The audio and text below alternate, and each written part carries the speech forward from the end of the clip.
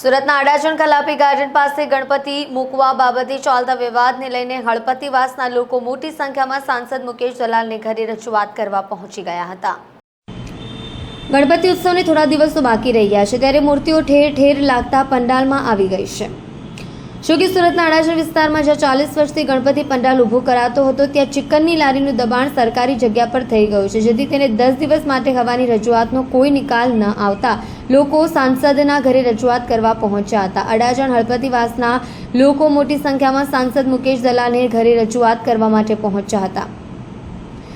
અડાજણ 4 રસ્તા કલાપી ગાર્ડન પાસે ગણપતિ મૂકવા બાબતે લાંબા સમયથી વિવાદ ચાલે છે। વિવાદિત જગ્યા ઉપર ભંડેરી ચિકનના માલિક દ્વારા કબજે જમાવાયો હોવાનો આરોપ કરવામાં આવ્યો છે। હળપતિવાસના મહિલા સહિતના લોકોની ગણપતિ મૂકવા માંગ કરતા સ્થાનિકોને સાંસદ મુકેશ દલાલ દ્વારા આશ્વાસન આપવામાં આવ્યું હતું। લોકોએ કહ્યું કે 10 દિવસ માટે દબાણ કરેલી જગ્યામાં ગણપતિ મૂકવા માંગ કરી હતી, જો કે ચિકનની લારીના માલિકે ના પાડી દીધી હતી, જેથી CR પાટીલ સહિતનાને રજૂઆત કરવામાં આવી હતી। સમગ્ર મામલે મુકેશ દલાલ ઘરે અડાજણ પોલીસ પહોંચી મામલો થાળે પાડવાના પ્રયત્ન કર્યા હતા। વિવાદિત જગ્યામાં ભંડેરી ચિકન દ્વારા સરકારની જગ્યા ઉપર દબાણ કર્યું છે।